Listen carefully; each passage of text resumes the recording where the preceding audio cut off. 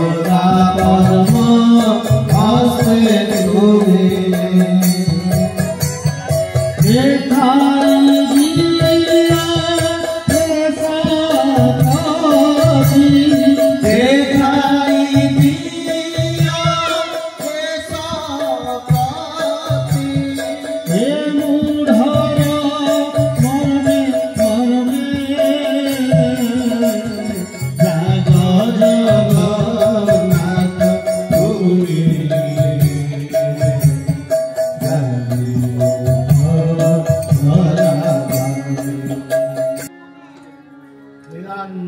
निवासाय नित्याय परमात्मने बलभद्र सुभद्रा जगन्नाथाय नमः। ओम अखंडमंडलाकारं व्याप्तं येन चराचरं तत्पदं दर्शितं येन तस्मै श्री मन्नाथ श्री जगन्नाथ मद्गुरु श्री जगद्गुरु मदात्मा सर्वभूतात्मा तस्मै श्री गुरवे सर्वमंगल मांगल्ये शिवे सर्वार्थसाधिके शरण्ये त्र्यंबके गौरी नारायणी नमस्तुते। प्रभु विश्ववंद्य दधिवामन जो तांको पदाब्जरे अभय पदाब्जरे बलियार कोटि कोटि प्रणाम।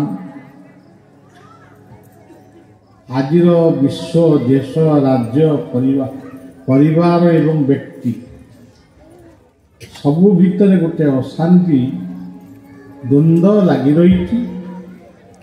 से अशांतिर निर्वापित केवल हो तांकरी दया। तोप केवे शांति दे पारे ना, प्रेम ही मनुष्यर हृदय को दया करे। तेरे जहाँ हो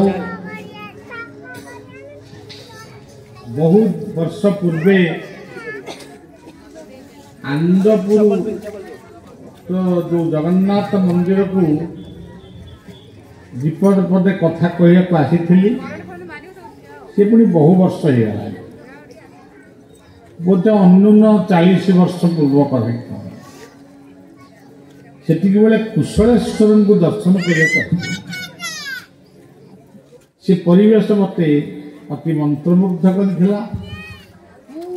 सेतिकी बेले चिंता करी कुशलेश्वर पाखे थे आमे गोटे किसी कार्यक्रम करवा। सेतिकी बेले गोटे मन भीतर आसीथिला शैलंग पहाड़र साधक विश्वगुरु बाया पागला एमानकर जो बाया गीता थरे सेठी पारायण कर। तेरे समय चली जाइए कथा की स्मृति भाव में रही सबुदिन रमर यही पंचायतर जो हाड़ीबंधु बाबू थे शिक्षक कुशलेश्वर पाखे बलियार गोटे कार्यक्रम करेंगे। से बहु बार थे नुह अंततः 10-12 थर मत जन किंतु जंजाल कही हम नहीं। लोक मानकर काम टिके व्यस्त रही एपर्यंत से कार्यक्रम हो पार नथिला। दुखर विषय सी आहांती किंतु तांको सहित जो माने तांको सहित आश्रम को जाउथिले एवं से कथा को से माने उपलब्धि करिथिले से माने आज ये कार्यक्रम को आपण मानकर सहयोग केशद्वारपाल पंचायत और ग्रामर अधिवासी मान सहयोग से आज से कार्य को पूर्ण करने को जाऊँच।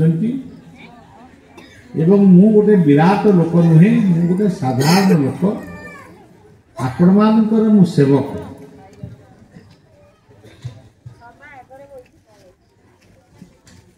जो आमर कथा कहूले